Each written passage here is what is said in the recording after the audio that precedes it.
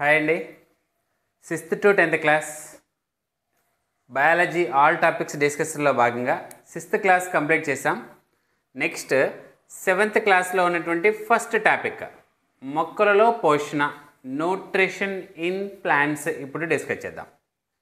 అందులో పోషణ, అసలు న్యూట్రిషన్ అంటే ఏంది, food intaking and utilization process is also called nutrition.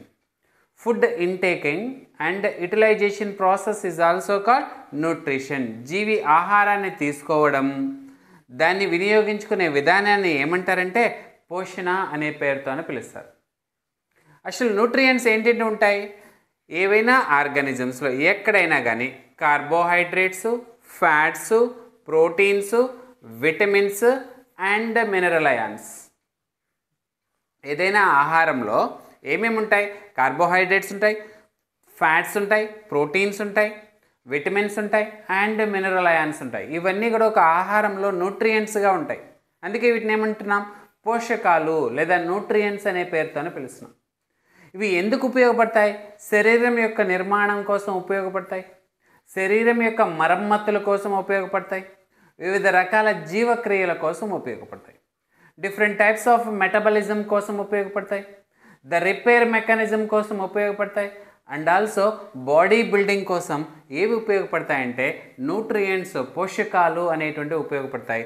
ముఖ్యంగా ఎటువంటి పోషకాలు ఉంటాయి, carbohydrates, fats, proteins, vitamins and mineral ions అనేటువంటివి పోషకాలుగా ఉంటాయి. మన చాప్టర్లో మొక్కలలో పోషణ, న్యూట్రిషన్ ఇన్ ప్లాంట్స్. అసలు పోషణ అంటే ఏంది, food intaking and utilization process is also called nutrition. జీవి ఆహారాన్ని తీసుకునే మరియు వినియోగించుకునే విధానాన్ని ఏమంటున్నాం, పోషణ అంటాం. మొక్కలలో పోషణ అనేటువంటిది ఏ ప్రాసెస్ ద్వారా జరుగుతుంది అంటే, మొక్కలలో పోషణ అనేటువంటిది కిరణజన్య సంయోగ క్రియ ప్రాసెస్ ద్వారా జరుగుతుంది. ఏ ప్రాసెస్ ద్వారా జరుగుతుంది, కిరణజన్య సంయోగ క్రియ అనేటువంటి ఒక ప్రాసెస్ ద్వారా జరుగుతుంది. అసలు ఏంది కిరణజన్య సంయోగ క్రియ అంటే, కరెక్ట్ డెఫినేషన్ చూడండి, చెప్తా చూడండి. సిబి వ్యాన్ నైల్ ఇచ్చినటువంటి ఒక బ్యాలెన్స్డ్ ఈక్వేషన్ ఫస్ట్ చెప్దాం చూడండి. 6CO2 plus 12H2O gives rise to light by chlorophyll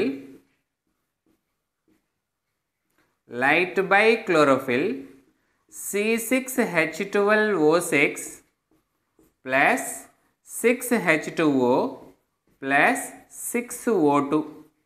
This is the equation of photosynthesis. ఎవరిచ్చారు ఈ ఈక్వేషన్, సిబి వ్యాన్ నైల్ అనేటువంటి ఆయన ఈ ఈక్వేషన్ ఇస్తాడు. బ్యాలెన్స్డ్ ఈక్వేషన్ ఇచ్చింది ఎవరంటే సిబి వ్యాన్ నైల్. ఇక్కడ చూడండి, ఇది కిరణజన్య సంయోగ క్రియ యొక్క ఈక్వేషన్. ఈ ఈక్వేషన్ బట్టి నేను దాని యొక్క డెఫినేషన్, కరెక్ట్ డెఫినేషన్ చెప్తాను చూడండి. క్లోరోఫిల్స్ అంటే green plants. What is the colour of chlorophyll, green colour. Green plants in the presence of sunlight, green plants in the presence of sunlight absorbing the carbon dioxide from atmosphere, water from soil and produce their own food material. This process is called photosynthesis. ఏంది photosynthesis, కిరణజన్య సంయోగక్రియ అంటే ఏంది, ఆకుపచ్చని మొక్కలు సూర్యరశ్మి సమక్షంలో వాతావరణం నుండి కార్బన్ డైఆక్సైడ్ను, భూమి నుండి నీటిని గ్రహించుకొని తన ఆహార పదార్థాలైనటువంటి పిండి పదార్థాలను తామే తయారు చేసుకోవడాన్ని ఏమంటారంటే కిరణజన్య సంయోగ క్రియ అంటారు. మళ్ళీ చెప్తాను చూడండి, ఈక్వేషన్ బట్టి మనం డెఫినేషన్ చెప్పొచ్చు. గ్రీన్ ప్లాంట్స్ ఆకుపచ్చని మొక్కలు సూర్యకాంతి సమక్షంలో వాతావరణం నుండి కార్బన్ డైఆక్సైడ్ను, భూమి నుండి నీటిని గ్రహించుకొని తమ ఆహార పదార్థాలైనటువంటి పిండి పదార్థాలను తామే తయారు చేసుకునేటువంటి విధానాన్ని ఏమంటున్నాం, కిరణజన్య సమోక్రియ అంటున్నాము. Green plants in the presence of sunlight absorbing the carbon dioxide from atmosphere, water from soil and produce their own food material, that is starch or glucose. This process is called photosynthesis. ఇంకా ఏమో release అవుతున్నాయి ఇక్కడ, water release అవుతుంది, oxygen కూడా release అవుతుంది. Water release అవుతుంది, oxygen కూడా release అవుతుంది. ఏం అవసరం అవుతున్నాయి కిరణజన్య సంయోగక్రియకు? కార్బన్ డైఆక్సైడ్ అవసరం అవుతుంది, నీరు అనేది అవసరం అవుతుంది, లైట్ అనేటువంటిది అవసరం ఉంటుంది. ఇక్కడ లైట్ని ఏమంటారంటే యూనివర్సల్ సోర్స్ ఆఫ్ ఎనర్జీ. ప్రతి జీవికి కూడా శక్తికి దేన్ని ఎనర్జీ సోర్స్గా తీసుకుంటారంటే, శక్తి సోర్స్గా దేన్ని తీసుకుంటుందంటే లైట్ని తీసుకుంటారు. ఇప్పుడే చెప్తున్నాం మొక్కలలో పోషణ విధానం ఏ ప్రాసెస్ ద్వారా జరుగుతుంది? కిరణజన్య సంయోగక్రియ ప్రాసెస్ ద్వారా జరుగుతుంది. ఈ ప్రాసెస్లో మొక్కలు తమ ఫుడ్ను తామే తయారు చేసుకుంటాయి. ఈ పోషణను ఏమంటారంటే స్వయం పోషణ అంటారు. ఈ పోషణ ఏమంటాం? స్వయం పోషణ అంటాము. ఎందుకు దీన్ని స్వయం పోషణ అంటాం? తమ ఆహార పదార్థాలను తామే తయారు చేసుకున్నారు. They prepare their own food material. That's why this type of nutrition is also called autotrophic nutrition. This type of nutrition is also called autotrophic nutrition. Why? They prepare their own food material. That's why this process is also called autotrophic nutrition. మొక్కల్లో జరిగేటువంటి nutrition mechanism ఏది? Autotrophic nutrition. మరి ఎలా ఈ process జరుగుతుంది అంటే కిరణజన్య సంయోగక్రియ ప్రాసెస్ ద్వారా, ఫోటోసింథసిస్ ప్రాసెస్ ద్వారా జరుగుతుంది. ఫోటోసింథసిస్ ప్రాసెస్ ద్వారా జరుగుతుంది. ఇప్పుడు some gases are need for photosynthesis. కొన్ని వాయువులు అనేటువంటివి కిరణజన్య సంయోగక్రియకు అవసరం అవుతున్నాయి. ఏ వాయువు అది? Carbon dioxide. కొన్ని వాయువులు అనేది కిరణజన్య సంయోగక్రియ ద్వారా రిలీజ్ అవుతున్నాయి. ఏ వాయువు అది? ఆక్సిజన్. అంటే వాయువుల రవాణా అనేటువంటిది జరుగుతుంది. వాయువు అనేటువంటిది కార్బన్ డైఆక్సైడ్ అనేది గ్రహించబడుతుంది, ఆక్సిజన్ అనేటువంటి విడుదల చేయబడుతుంది. మరి ఈ ఆక్సిజన్ను విడుదల చేయడము, కార్బన్ డైఆక్సైడ్ను గ్రహించడంలో ప్రధాన పాత్ర ఎవరు వహిస్తారంటే పత్రరంధ్రాలు, స్టొమాటా అనేటువంటి ప్రధాన పాత్ర వహిస్తాయి. పత్రరంధ్రాలు, స్టొమాటా. ఈ స్టొమాటా ద్వారా కార్బన్ డైఆక్సైడ్ అనేటువంటిది అబ్జార్బ్ కాబడుతుంది, ఆక్సిజన్ అనేటువంటిది రిలీజ్ కాబడుతుంది. దేని ద్వారా? స్టొమాటా ద్వారా. ఒక పత్రం యొక్క అడ్డుకోతను మనం పరిశీలించినట్లయితే పైన ఉన్నటువంటి నిర్మాణాన్ని ఏమంటారంటే అప్పర్ ఎపిడెర్మిస్, బాహ్య త్వచము అంటారు. ఓకే, దెన్ కింద ఉన్న దాన్ని ఏమంటారు? అంతర బాహ్య త్వచము అంటారు, అంటే లోవర్ ఎపిడెర్మిస్ అంటారు.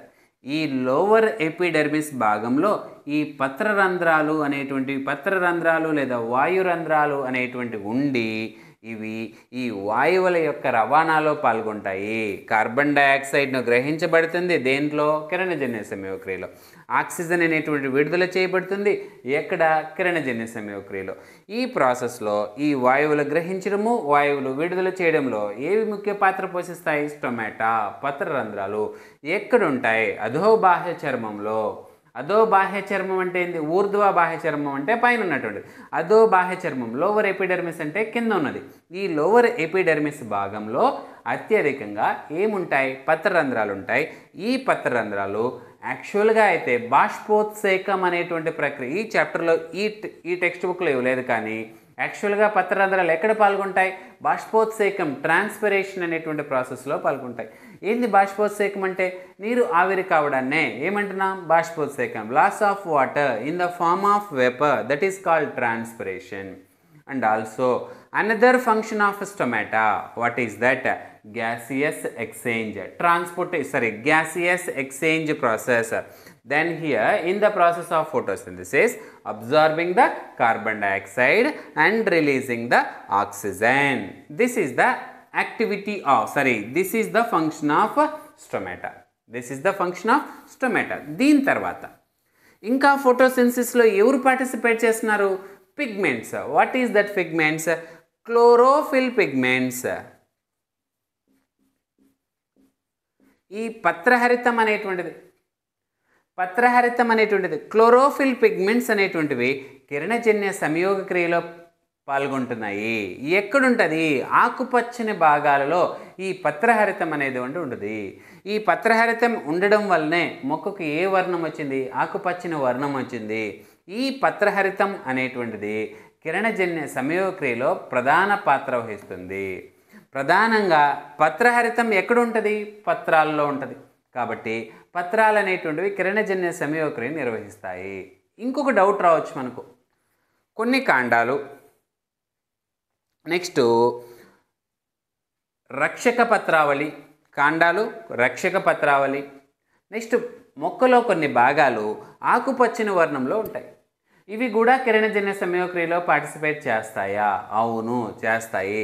ఎక్కడైతే పత్రహరితం క్లోరోఫిల్ అనేటువంటిది ఉంటుందో అవన్నీ కూడా కిరణజన్య సంయోగక్రియలో పాల్గొంటాయి. అవన్నీ కూడా కిరణజన్య సంయోగక్రియలో పాల్గొంటాయి. ప్రధానంగా ఉన్నటువంటి పిగ్మెంట్ ఏదిరా అంటే ఈ క్లోరోఫిల్ పిగ్మెంట్సే. ఇవి కాకుండా సమ్ అదర్ పిగ్మెంట్స్ అనేటువంటివి ఉంటాయి. ఈ పిగ్మెంట్స్తో పాటుగా అదర్ పిగ్మెంట్స్ ఉంటాయి. For example yellow colour pigments. Yellow colour పిగ్మెంట్స్ని ఏమంటాం మనము? గ్జాంథోఫిల్స్ అంటాం. ఈ గ్జాంథోఫిల్స్ అంటాం. నెక్స్ట్ రెడ్ కలర్ పిగ్మెంట్స్, వీటిని ఏమంటున్నాం? రోడోఫిల్స్ అంటాం. రోడోఫిల్స్ అనేటువంటి పేరుతోనే పిలుస్తాం. ఏంటివి? Red colour pigment. Next orange colour pigment, carotenoids అంటాం. ఇవన్నీ కూడా అసోసియేటెడ్ పిగ్మెంట్స్ అని అంటారు. ఈ అసోసియేటెడ్ పిగ్మెంట్స్ అనేటువంటివి వివిధ వర్ణాలను మొక్కల్లో కలిగించడానికి ఉపయోగపడతాయి. ఇన్ కేస్ పత్రాలలో ఈ అసోసియేటెడ్ పిగ్మెంట్స్ కానీ క్లోరోఫిల్ పిగ్మెంట్స్తో కలిసి ఉన్నట్లయితే ఇవి కూడా కిరణజన్య సంయోగక్రియ జరుపుతాయా అంటే ఖచ్చితంగా ఈ అసోసియేటెడ్ పిగ్మెంట్స్ కూడా కిరణజన్య సంయోగక్రియ జరుపుతాయి. ఎప్పుడైతే క్లోరోఫిల్ పిగ్మెంట్స్తో పాటు ఇవి ఉన్నట్లయితే ఇవి కూడా కిరణజన్య సంయోగక్రియ జరుగుతాయి. పుష్పాలలో చూసుకున్నట్లయితే ఇవి సపరేట్గా ఉంటాయి, గ్జాంథోఫిల్స్. లేదా రెడ్ కలర్ పుష్పాలు తీసుకుంటే అందులో రోడోఫిల్స్ అనేటువంటి సపరేట్గా ఉంటాయి. అక్కడ మాత్రం ఇవి కిరణజన్య సంయోగక్రియ జరపవు.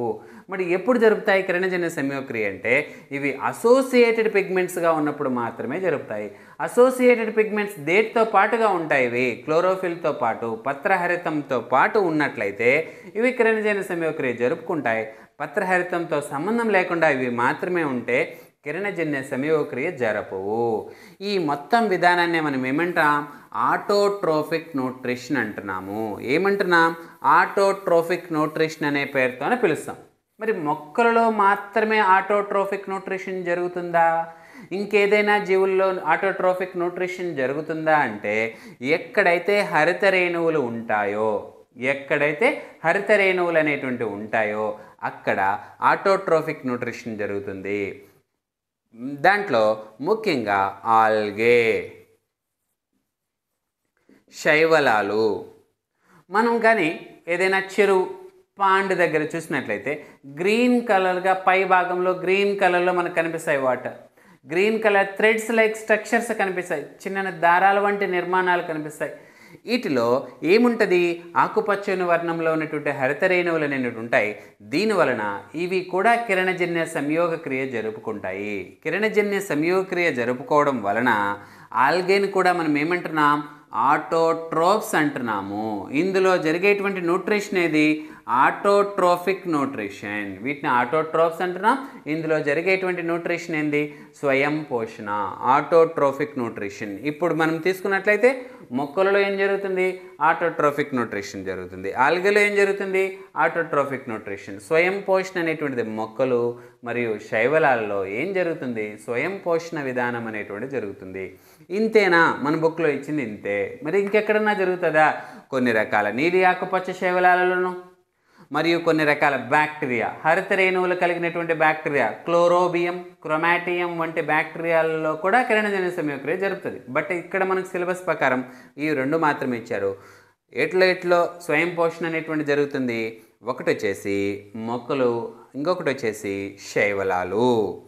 ఇవి కాకుండా అంటే స్వయం పోషణ అనేటువంటి విధానం కాకుండా మొక్కల్లో ఏదైనా అదర్ మోడ్ ఆఫ్ న్యూట్రిషన్ జరుగుతుందా అంటే దట్ ఈజ్ ద పరపోషణ, హెటెరోట్రోఫిక్ న్యూట్రిషన్. పరపోషణ లేదా హెటెరోట్రోఫిక్ న్యూట్రిషన్.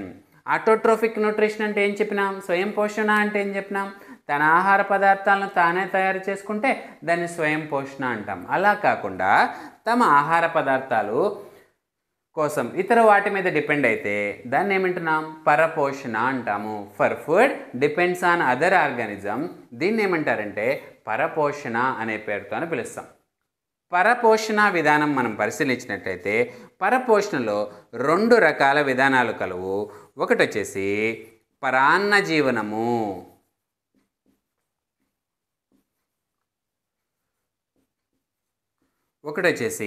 పరాన్న జీవనము, పూతికాహార జీవనము.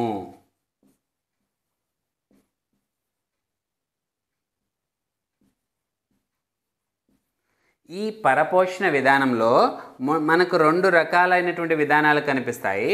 ఒకటి పరాన్న జీవనము, ఇంకొకటి పూతికాహార జీవనము. Parasitic nutrition, saprophytic nutrition. Parasitic nutrition, saprophytic nutrition. Parasitic nutrition, saprophytic nutrition. Heterotrophic nutrition పరపోషణ అనేటువంటిది ఎన్ని రకాలు? 2 రకాలు. ఒకటి వచ్చేసి పారాసైటిక్ న్యూట్రిషన్, పరాన్న జీవనము, ఇంకొకటి వచ్చేసి saprophytic nutrition. Then saprophytic nutrition అంటే పూతికాహార జీవనము. ఫస్ట్ మనం పరాన్న జీవనం గురించి మనం చదివినట్లయితే, హెటెరోట్రోఫిక్ న్యూట్రిషన్లో పరాన్న జీవనం గురించి మనం చదివినట్లయితే బెస్ట్ ఎగ్జాంపుల్ మొక్కలలో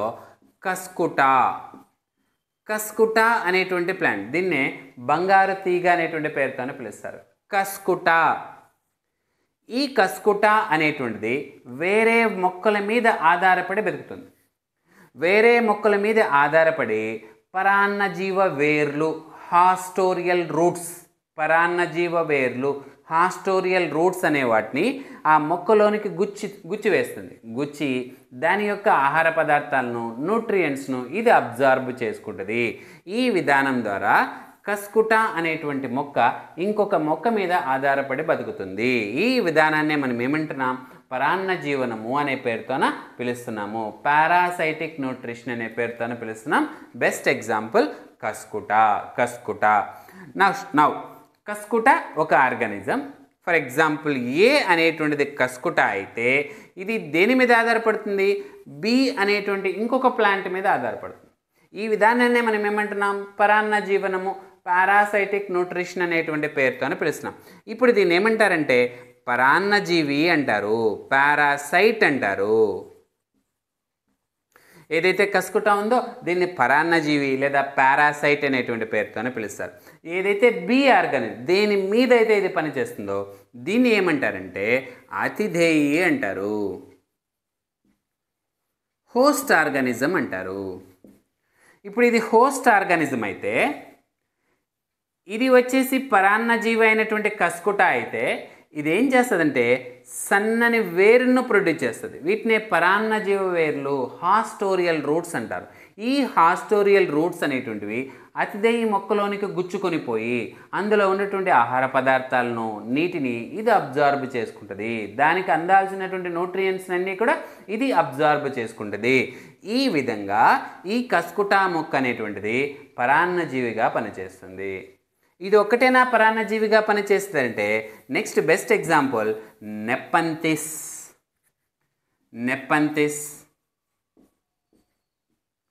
ఈ నెప్పంతిస్ అనేటువంటిది ఒక కీటకాహార మొక్క. ఇది కూజా ఆకారంలో ఉంటుంది. మ్యూసిలేజ్ కలిగినటువంటి సన్నని వెంట్రుకల వంటి నిర్మాణం కలిగినటువంటి ఒక క్యాప్, మూత అనేటువంటి భాగం ఉంటుంది. ఇది మెరిసేటువంటి స్వభావాన్ని కలిగి ఉంటుంది.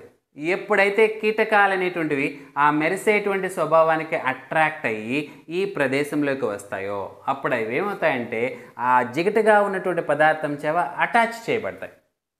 అటాచ్ చేయబడినప్పుడు ఈ మూత అనేటువంటిది క్లోజ్ అవుతుంది. ఇవి జీర్ణ గ్రంథులు కలిగి ఉంటాయి, డైజెస్టివ్ గ్లాండ్స్ని కలిగి ఉంటాయి. ఏవి? ఈ కూజా ఆకారంలో ఉన్నటువంటి పత్ర నిర్మాణం అనేటువంటిది డైజెస్టివ్ గ్లాండ్స్ని కలిగి ఉంటాయి. ఇది ఈ కీటకాలు అనేటువంటివి ఇందులో వెళ్ళి అవి చనిపోతాయి. అందులో ఉన్నటువంటి నత్రజని పదార్థాలను ఇవి గ్రహిస్తాయి. నెపంతిస్ అనేటువంటిది కూడా కీటకాల మీద ఆధారపడుతుంది. దేనికోసం? నత్రజని కోసం. అందుకని నత్రజని లోపించినటువంటి ప్రదేశంలో ఎక్కువగా కీటకాహార మొక్కలు అనేటువంటివి పెరుగుతాయి. కీటకాహార మొక్కలు నత్రజని లోపించినటువంటి ప్రదేశంలో పెరుగుతాయి. ఇవి కూడా నత్రజని కోసం ఇంకొక జీవుల మీద ఆధారపడుతున్నాయి కాబట్టి వీటిని ఏ కేటగిరీ కిందకి తీసుకున్నాం మనము? పరాన్నజీవుల కేటగిరీ కిందకి తీసుకున్నాము. అదేవిధంగా కస్కుట అనేటువంటి ప్లాంట్ మొత్తంగా ఇంకొక జీవి మీద ఆధారపడుతుంది కాబట్టి దీన్ని కూడా దేని కిందకి తీసుకున్నాం? పరాన్న జీవనము అనే దాని కిందకి తీసుకున్నాము. ఇవి పరపోషణకి ఎగ్జాంపుల్స్. పరపోషణలో 2 రకాలు, ఒకటి వచ్చేసి పరాన్న జీవనము, ఇంకొకటి వచ్చేసి పూతికాహార జీవనము. పరాన్న జీవనంలో ఎగ్జాంపుల్స్ వచ్చేసి కస్కుట అండ్ నెపంతిస్. ఈ నెపంతిస్నే మనం పిక్చర్ ప్లాంట్స్ అంటాము. బుక్లో ఇవ్వలేదు. నెపంతిస్ అనేటువంటివి మొక్కలు ఎందుకు కీటకాల మీద ఆధారపడతాయి, ఆ బాక్స్లో ఇచ్చాడు. ఎందుకు ఆధారపడతాయంటే నత్రజని కోసం. ఇవి కాకుండా నెక్స్ట్ సాప్రోఫైటిక్ న్యూట్రిషన్.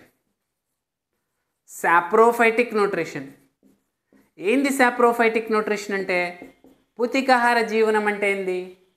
ఏవైతే చనిపోయినటువంటి జంతు వృక్ష కళేబారాల మీద జీవిస్తాయో అటువంటి వాటిని ఏమంటారంటే పూతికాహారులు అంటారు. ఆ జీవనాన్ని ఏమంటారంటే సాప్రోఫైటిక్ న్యూట్రిషన్ అనేటువంటి పేరుతో పిలుస్తారు. The organism which are depends on dead and decay organism that is called saprophytic nutrition. These organisms are called saprophytes. Saprophytes అనేవి ఉంటాయి. వీటిలో బెస్ట్ ఎగ్జాంపుల్గా మనం దేన్ని తీసుకుంటామంటే ఫంగస్. బెస్ట్ ఎగ్జాంపుల్గా దేన్ని తీసుకుంటాం? ఫంగస్. ఫంగస్లో కూడా వేటిని తీసుకుంటాం? మష్రూమ్స్, పుట్టగొడుగులను ఎగ్జాంపుల్గా తీసుకుంటాం. ఈ మష్రూమ్స్ అనేటువంటివి చనిపోయినటువంటి జంతు వృక్ష కళేబారాలు అంటే అది ఎరువుగా మారినటువంటి మట్టి కావచ్చు వంటి వాటి మీద బాగా పెరుగుతాయి. అందువల్ల దీన్ని ఏమంటారంటే saprophytic nutrition. Saprophytic nutrition best example ఏంది? మష్రూమ్స్ లేదా ఫంగస్. నెక్స్ట్ ఏదైనా కుళ్ళిపోయినటువంటి కుళ్ళిపోయినటువంటి రొట్టె మీద ఏం పెరుగుతాయంటే రైజోపస్ అనేటువంటి శిలీంధ్రాలు పెరుగుతాయి. రైజోపస్ అనేటువంటి ఫంగస్ పెరుగుతుంది. ఫంగస్ అంటే శిలీంధ్రాలు. రైజోపస్ అనేటువంటి శిలీంధ్రాలు ఎక్కడ పెరుగుతున్నాయి? బ్రెడ్, కుళ్ళిపోయినటువంటి బ్రెడ్ మీద పెరుగుతున్నాయి. అంటే పాడైపోయినటువంటి బ్రెడ్ మీద పెరుగుతున్నాయి. అదేవిధంగా ఆ మట్టి, జంతు వృక్ష కళేబారాలనేటువంటి చనిపోయి ఆ తర్వాత మట్టిగా మారింది, దాని మీద ఎవరు పెరుగుతున్నారు? మష్రూమ్స్ పెరుగుతున్నారు. అందుకనే ఈ జీవన విధానాన్ని ఏమంటారంటే పూతికాహార జీవన విధానము అంటారు. పూతికాహారులు అంటే ఎవరు? ఏవైతే చనిపోయినటువంటి జంతు వృక్ష కళేబారాల మీద అంటే చెడిపోయినటువంటి వాటి మీద పెరుగుతాయో వాటిని ఏమంటారంటే పూతికాహారులు. ఆ జీవనాన్ని ఏమంటున్నాం? పూతికాహార జీవనము. వీటిని సాప్రోఫైటిక్ న్యూట్రిషన్ అనేటువంటి పేరుతోనే పిలుస్తారు. ఇప్పుడు ఫంగస్ ఎక్కడ పెరుగుతుంది? పచ్చళ్ళ మీద పెరుగుతుంది. పాడైపోయినటువంటి పచ్చళ్ళ మీద పెరుగుతుంది. తోలు వస్తువుల మీద పెరుగుతుంది. బట్టల మీద పెరుగుతుంది. అట్ ఏ టైం వెచ్చగా ఉన్నటువంటి లేదా తేమగా ఉన్నటువంటి ప్రదేశంలో ఎక్కడైనా కానీ ఈ ఫంగస్ పెరుగుతుంది. ఎక్కడ పెరిగినా ఇవి పాడైపోయినటువంటివి లేదా చనిపోయినటువంటి వాటి మీద పెరుగుతుంది. అందుకే దీన్ని ఏమంటున్నాం? సాప్రోఫైటిక్ న్యూట్రిషన్ లేదా పూతికాహార జీవనము అనే పేరుతో పిలుస్తున్నాం. జీవుల్లో ఇదే కాకుండా ఇంకో కొత్త రకమైనటువంటి పోషణ విధానం అనేటువంటిది కనిపిస్తుంది. అది సహజీవనం, సింబయాటిక్ న్యూట్రిషన్. సహజీవన విధానం ద్వారా కూడా జీవులు అనేటువంటివి తన పోషణను పూరించుకుంటాయి. ఏంది సహజీవనం అంటే? 2 జీవులు అనేటువంటివి ఒకదాని మీద ఒకటి ఆధారపడి జీవించినట్లయితే అటువంటి పోషణ విధానాన్ని ఏమంటామంటే సహజీవనం లేదా సింబయాసిస్ అనే పేరుతోనే పిలుస్తాం. 2 జీవులు తన యొక్క ఆహార పదార్థాల కోసం ఒకదాని మీద ఒకటి ఆధారపడి జీవించినట్లయితే దాన్ని ఏమంటామంటే సహజీవనం అంటారు. బెస్ట్ ఎగ్జాంపుల్ లైకెన్లు అనేటువంటివి బెస్ట్ ఎగ్జాంపుల్. దేనికి? సహజీవనానికి బెస్ట్ ఎగ్జాంపుల్. అసలు ఏంటివి లైకెన్లు అనేటువంటి? లైకెన్లు అనేటువంటి కొత్త జీవులు. ఎప్పుడవి కొత్త జీవులు? ఒక శైవల భాగస్వామి, ఒక శిలీంద్ర భాగస్వామి ఒకదానితో ఒకటి కలిసి జీవించినట్లయితే దాన్ని ఏమంటున్నాం? లైకెన్లు అనేటువంటి కొత్త పేరుతో పిలుస్తున్నాం. ఒక శైవల భాగస్వామి, శైవలము అంటే ఆల్గే. ఒక శిలీంద్ర భాగస్వామి, శిలీంద్రము అంటే ఫంగై.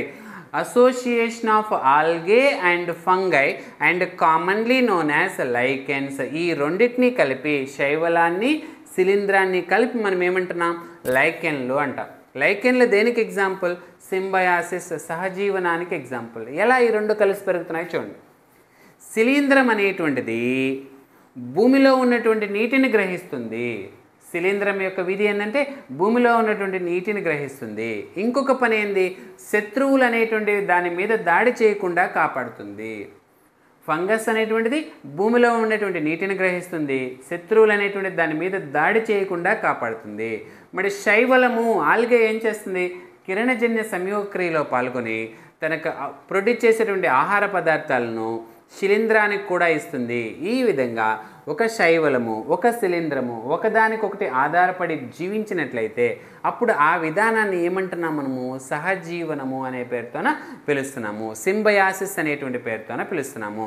లైకెన్లలో ఈ శైవలం యొక్క భాగస్వామిని ఏమంటున్నాం? ఆల్గల్ కాంపోనెంట్ అంటాం. దీన్ని ఏమంటున్నాం? Fungal component. ఫైకోబయాంట్, మైకోబయాంట్ అది ఎక్స్ట్రా ఇంటర్మీడియట్ టాపిక్, మనకి ఇప్పుడు అవసరం లేదు. దీన్ని శైవల భాగస్వామి, దీన్ని శిలీంధ్ర భాగస్వామి. ఈ రెండు కలిసి పెరిగినట్లయితే దాన్ని ఏమంటున్నాం? లైకెన్లు అంటాం. బాగా గుర్తుపెట్టుకోండి, ఇంపార్టెంట్ పాయింట్. లైకెన్లు అనేటువంటివి పొల్యూషన్ ఇండికేటర్స్. ఇవి కాలుష్య సూచికాలుగా పనిచేస్తాయి, పొల్యూషన్ ఇండికేటర్స్గా పనిచేస్తాయి. ఎలా? ఎక్కడైతే పొల్యూషన్ ఉంటుందో అక్కడ లైకెన్స్ ఉండవు. లైకెన్స్ ఉన్నాయంటే ఆ ఏరియా అనేటువంటిది పొల్యూషన్ ఫ్రీ, పొల్యూషన్ అనేటువంటిది లేదు.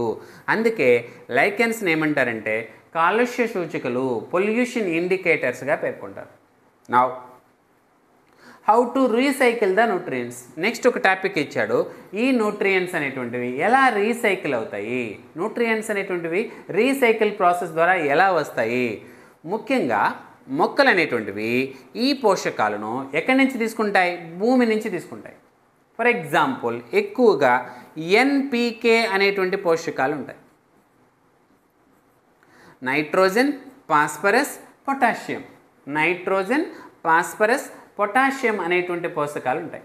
ఈ పోషకాలను మొక్కలు అనేటువంటి ఎక్కడి నుంచి గ్రహిస్తున్నాయి? భూమి నుంచి గ్రహిస్తున్నాయి. భూమి నుంచి గ్రహించినటువంటి ఈ పోషకాలు అనేటువంటి మొక్కలు తీసుకొని రెండు రకాల విధాలుగా మనం వీటిని అందిస్తున్నాం.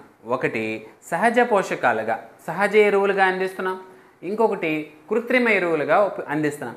కృత్రిమ ఎరువులు అనేటువంటివి కొద్ది కాలం తర్వాత భూమి సారవంతాన్ని దెబ్బతీస్తాయి. అందుకని కృత్రిమ ఎరువుల వాడకం మంచిది కాదు. ఎందుకని? భూమి యొక్క సారవంతాన్ని అవి దెబ్బతీస్తాయి. సహజ ఎరువులు అనేటువంటివి మంచివి.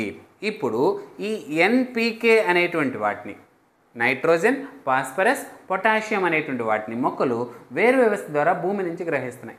గ్రహించినటువంటి వాటిని వివిధ జీవ ప్రక్రియల్లో ఉపయోగించుకొని మొక్క యొక్క భాగాలలో స్టోర్ చేసుకుంటాయి. ఇవి ఈ మొక్కలను జంతువులు తిన్నప్పుడు ఇవి జంతువుల యొక్క శరీరంలోకి వెళ్తాయి. జంతువులు తిన్నప్పుడు జంతువుల యొక్క శరీరంలో వివిధ భాగాల్లో స్టోర్ ఉంటాయి. After death of plants and animals, వివిధ రకాల సూక్ష్మజీవుల వలన ఇవి మళ్ళీ రీసైకిల్ అయ్యి ఎక్కడికి వెళ్తున్నాయి? అట్మాస్ఫియర్లోకి వెళ్తున్నాయి. అట్మాస్ఫియర్ల నుంచి కొన్ని రకాలైనటువంటి బ్యాక్టీరియాల ద్వారా భూమిలోనికి వస్తున్నాయి. అందులో నత్రజనిని స్థాపించేటువంటి బ్యాక్టీరియాలుగా ఏ బ్యాక్టీరియాని పేర్కొంటామంటే రైజోబియం అనేటువంటి బ్యాక్టీరియాని పేర్కొంటాము. ఇంపార్టెంట్, ఈ పాయింట్ గుర్తుపెట్టుకోవాలి. రైజోబియం అనేటువంటి బ్యాక్టీరియాను నత్రజని స్థాపన బ్యాక్టీరియాగా పేర్కొంటాము. ఈ రైజోబియం బ్యాక్టీరియా అనేటువంటిది, దీన్ని గుర్తుపెట్టుకోండి, ఎందులో సహజీవనం చేస్తుందంటే లెగ్యూమినేసీ మొక్కల యొక్క వేరు వ్యవస్థలో సహజీవనం చేస్తుంది. లెగ్యూమినేసీ ప్లాంట్స్ యొక్క వేరు వ్యవస్థలో సహజీవనం చేస్తుంది. ఏంది లెగ్యూమినేసీ ప్లాంట్స్? ఏ ప్లాంట్స్ అయితే లెగ్యూమ్ ఫలాన్ని కలిగి ఉంటాయో, లెగ్యూమ్ ఫ్రూట్స్ను కలిగి ఉంటాయో, బెస్ట్ ఎగ్జాంపుల్ గ్రౌండ్ నట్, చిక్కుడు వంటి మొక్కలలో ఏముంటాయి? ఈ రైజోబియం బ్యాక్టీరియా వాటి యొక్క వేరు వ్యవస్థలో సహజీవనం చేస్తూ ఉంటాయి. సహజీవనం చేస్తూ ఉండడం అంటే ఏంది? రెండు జీవులు ఒకదానికొకటి ఆధారపడడం. ఈ మొక్క దీనికి ఏమిస్తుంది? షెల్టర్ ఇస్తుంది, ఫుడ్ ఇస్తుంది. ఇది మొక్కకు ఏమిస్తుంది? నత్రజని ఇస్తుంది. ఈ విధంగా రైజోబియం బ్యాక్టీరియా అనేటువంటిది నత్రజని స్థాపనలో పాల్గొంటుంది. ఈ మాట చాలా చాలా ఇంపార్టెంట్. రైజోబియం బ్యాక్టీరియా రైజోబియం బ్యాక్టీరియాతో పాటు నీలి ఆకుపచ్చ శైవలాలైనటువంటి నాస్టాక్ అనబీనా, నాస్టాక్ అనబీనా ఏంటివి? నీలి ఆకుపచ్చ శైవలాలు. ఈ నాస్టాక్ అనబీనా అనేటువంటివి కూడా ఎక్కడ పాల్గొంటాయి అంటే నత్రజని స్థాపనలో పాల్గొంటాయి. ఎక్కడైతే నత్రజని లోపిస్తుందో ఆ ప్రదేశంలో ఇందాక చెప్పినాం కీటకాహార మొక్కలు అనేటువంటి పెరిగి ఆ కీటకాలలో ఉన్నటువంటి నత్రజనిని మొక్కలు అనేటువంటి గ్రహిస్తున్నాయి. అవి కీటకాలు లభించకపోయినప్పటికీ కిరణజన్య సంయోగక్రియ ద్వారా తమ ఆహార పదార్థాలను తామే తయారు చేసుకుంటాయి కీటకాహార మొక్కలు. Best example pitcher plant, nepenthes. అందుకే వాటిని ఏమంటున్నాం? పాక్షిక పరాన్న జీవులు అనే పేరుతో పిలుస్తున్నాం. నెపంథిస్ని ఏమంటున్నాం? పాక్షిక పరాన్న జీవి అనే పేరుతో పిలుస్తున్నాం. ఇదే బుక్లో మనకు ఇంకొక స్ట్రక్చర్ ఇచ్చాడు, అది cell, plant cell. Plant cell. Cell is the basic unit of life. Okay? Cell is the basic unit of life. ఈ ప్లాంట్ సెల్ అనేటువంటిది స్పష్టమైనటువంటి కణకవచాన్ని సెల్ వాల్ని కలిగి ఉంటుంది. యాక్చువల్గా కార్నర్లో ఉంటుంది. పెద్ద రిక్తిక అనేటువంటిది ఉండడం వల్ల కేంద్రకం అనేటువంటిది కార్నర్లో ఉంటుంది. కానీ బుక్లో ఇచ్చిన దాని ప్రకారం మధ్య భాగంలో కేంద్రకం అనేటువంటిది ఉంటుంది. ఏ మొక్కల్లో అయితే లేదా ఏ జీవులలో అయితే మొక్కల్లో కాదు జీవుల్లో ఏ జీవులలో అయితే స్పష్టమైనటువంటి కేంద్రకం ఉంటుందో ఆ జీవులను ఏమంటున్నాం? నిజకేంద్రక జీవులు అనే పేరుతో పిలుస్తున్నాం. యూకారియోటిక్ ఆర్గానిజమ్స్, యూకారియోటిక్ సెల్ అనే పేరుతో పిలుస్తున్నాం. అటువంటి కణాన్ని ఏమంటున్నాం? Eukaryotic cell. కణ కవచం ఉంటుంది, మధ్య భాగంలో కేంద్రకం ఉంటుంది. కేంద్రకం చుట్టూలా ఏముంటుంది? కణద్రవ్యం అనేటువంటిది ఉంటుంది. ఈ కణద్రవ్యంలో వివిధ రకాల కణాంగాలు అనేటువంటివి ఉంటాయి. ఈ